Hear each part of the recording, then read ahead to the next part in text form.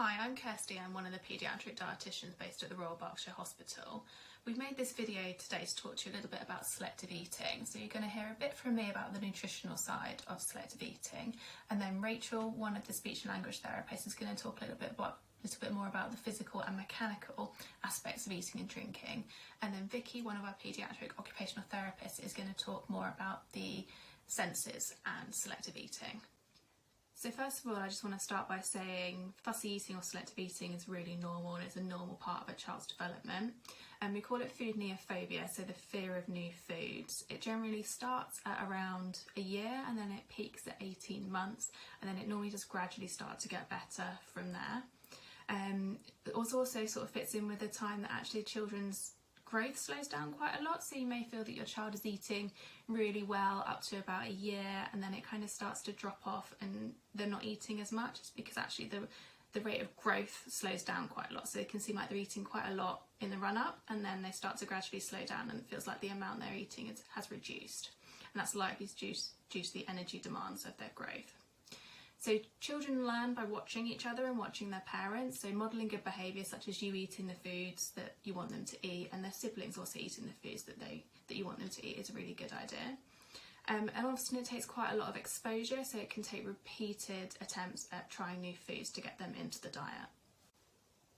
So there are several reasons why your child might not eat as well. So things like distractions, such as having the TV on or a lot going on at meal times, can sometimes mean that they don't eat as well. Sometimes if they've had a lot to drink just before a meal, or they're grazing constantly in between meals as well, can affect their appetite.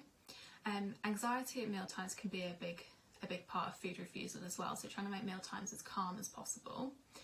Giving the child attention when they don't eat, again, can sometimes reinforce this fussy eating.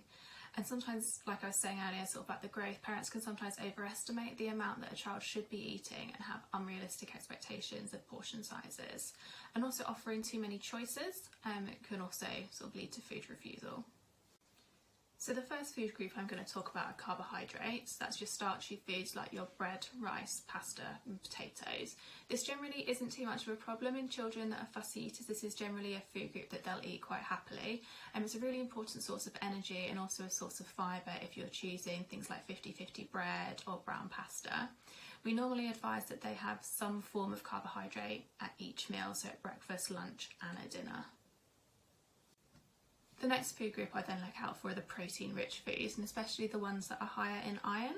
So your protein-rich foods are generally your meat, your fish, your eggs, dairy, and also vegetarian alternatives. So things like tofu or beans, pulses, lentils, baked beans, they all count as protein-rich food. And the slightly higher iron ones are your red meat, your darker chicken meat, your red split lentils, your baked beans. There's also some iron in things like fortified breakfast cereals as well. So these are really important, so they're good for growth and sort of the immune system, and we generally say try and have 2 portions per day, so normally people would kind of fit these in at lunch and dinner. Children often prefer them battered or breaded, for example chicken nuggets or fish fingers. That's absolutely fine. If you want to try and create something a little bit different, you can always sort of make your own. You can try making chicken nuggets at home or battering your own fish at home as well, but they all still count. So the next food group I then look for is your dairy foods. That's your milk, cheese, yogurt, ice cream, your plant alternatives such as soya, oat, coconut, milk, they all count as well. We generally advise people to go for non-organic versions of plant milks, as the organic versions aren't fortified with calcium. If your child, for example, is reluctant to take milk on its own, it still counts if you add it to cereal, if you make a hot chocolate or a milkshake out of it, or a smoothie. You can put cheese on pizzas or on lasagna or on pasta dishes as well, and things like spreadable cheese all count. If you're really struggling with dairy intake, then there are some calcium fortified breads as well, which can also help with calcium intake. So fruit and veg is the final food group we tend to look at, and this is often the ones that parents are the most worried about. So it's quite normal that children will eat fruit really well but won't eat vegetables, or the only vegetables they will eat are things like peas and sweet corn.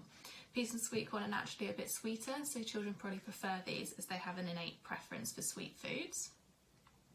And the bitter ones, so like your leafy green veg, are generally less preferred than the sweeter ones.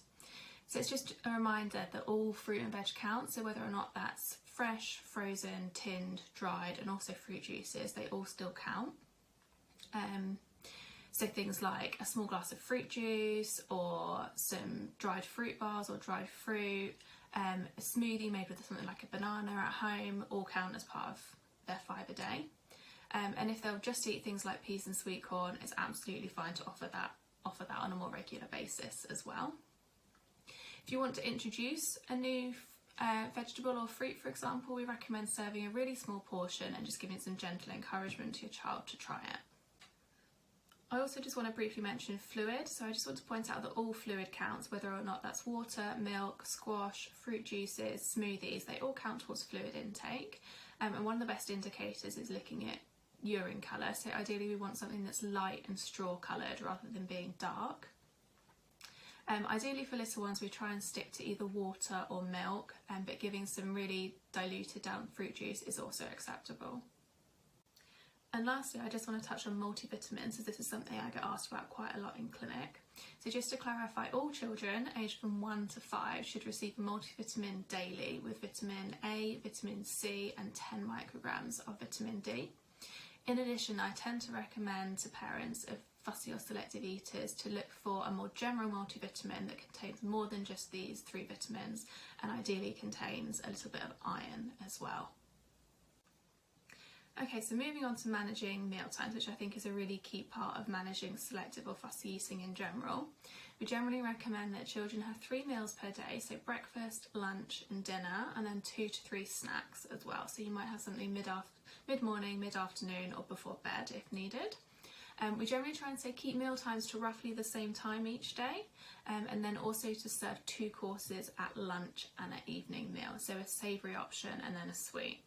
It's important that these are nutritious options, so we generally recommend things like yoghurt, custard, ice cream, fruit or a fruit puree or a mixture of those. So if a child is to start refusing their meal, they're expected to sit up at the table for approximately 20 minutes for their main and 10 minutes for their pudding, okay? So not longer than half an hour in total. If they refuse their main, then we would still offer a pudding, which is why it's important that it's a nutritious option. So I know it's difficult, but as much as you can, try and take the meal away from them without making any comment or putting any excess attention on that food refusal. And again, you would then still offer pudding. Again, if that's refused, you would do exactly the same. Then you can offer that meal later if they say that they're hungry. If your child is a child that tends to drink quite a lot during the day, then we sometimes say to limit fluid for half an hour before meals, so no fluid half an hour before meals and half an hour after. That can sometimes help, because if they're drinking a lot, it can fill up their tummies before meal times.